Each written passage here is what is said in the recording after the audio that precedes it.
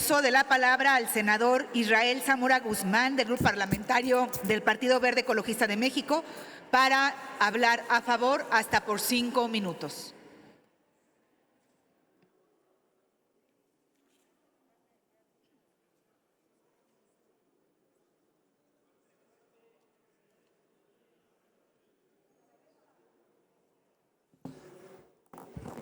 Con su venia, Presidenta.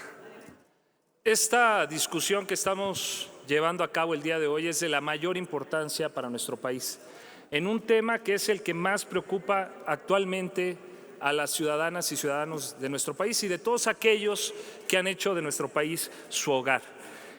El análisis, haciendo rápido un resumen de lo que ha dicho la oposición a través de mis compañeras y compañeros, parten como siempre o como la mayoría de las discusiones de premisas que están mal.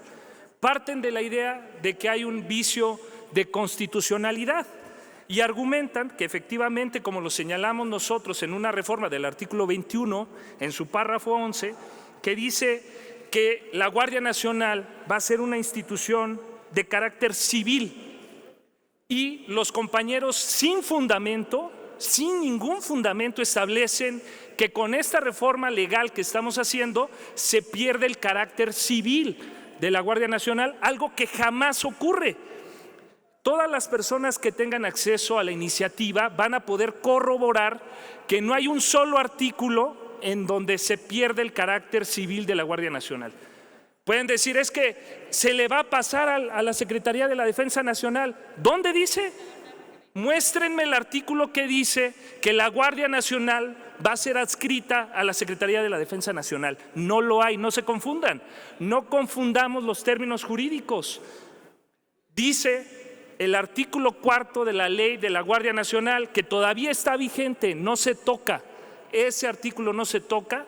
Dice que la Guardia Nacional, ¿saben a quién va a estar adscrita? Como lo establece la Constitución, a la Secretaría de Seguridad y Protección Ciudadana. Eso no cambia, por lo tanto, cumple con este carácter.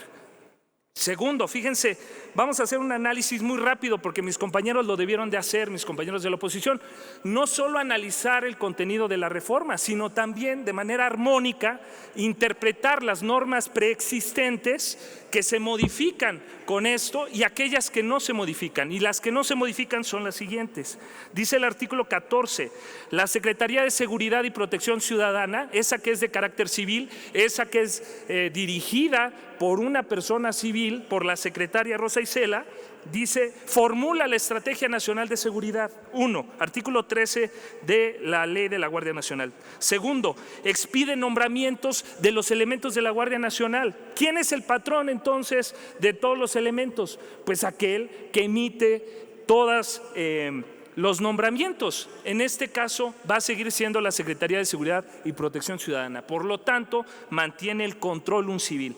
Después dice, formula políticas, programas y acciones que se deriven de la Estrategia Nacional de Seguridad. ¿Quién establece las políticas? ¿El Ejército? No.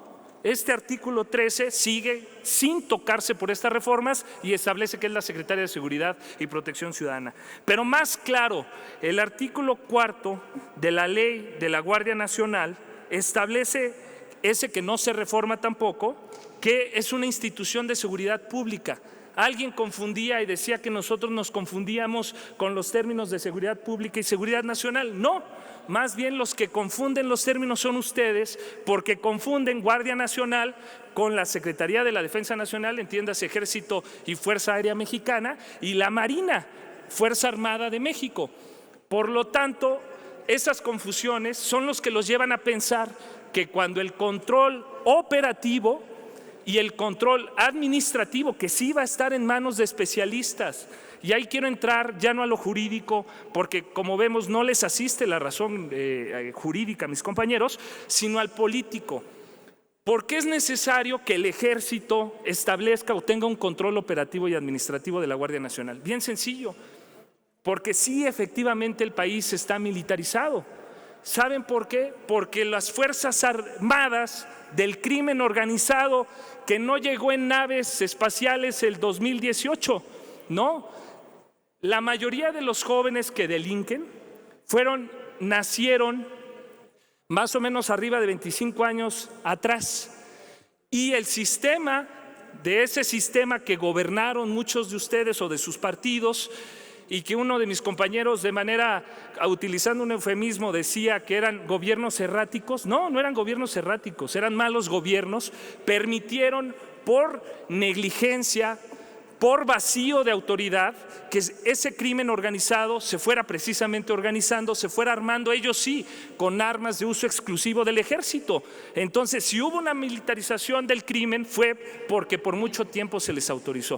Y ahora necesitamos, gracias, termino, presidenta, ahora necesitamos un especialista que es el Ejército Mexicano, de quien no podemos manifestar que son violadores de derechos humanos por 2 o 3 o 4 o 5, 100 casos excepcionales, porque realizan miles de actividades siempre encaminadas a la defensa de la seguridad de nuestra nación, y muchísimas veces su actuar ha redundado en la preservación de la vida y de la soberanía de nuestro país. Y es injusto, seríamos malagradecidos aquí hacer afirmaciones de que nuestro ejército viola derechos humanos y que por lo tanto no debemos permitirle que tenga actuación en colaboración en actividades de seguridad pública que le corresponden a la Guardia Nacional. Por lo tanto, en resumen, estaremos votando a favor de esta reforma que es constitucional, y mandamos un mensaje muy claro también a la Suprema Corte de Justicia de la Nación, que como órgano judicial también nosotros tenemos que hacer un contrapeso, y vamos a analizar aquellos que estamos y que defendemos la constitucionalidad de esta reforma. Vamos a estar al pendiente de las decisiones que más adelante tomen también los ministros de la Suprema Corte de Justicia, porque hay elementos de constitucionalidad y los argumentos de inconstitucionalidad, como hemos mencionado, no tienen ningún fundamento en esta reforma. Muchísimas gracias por su atención. Gracias.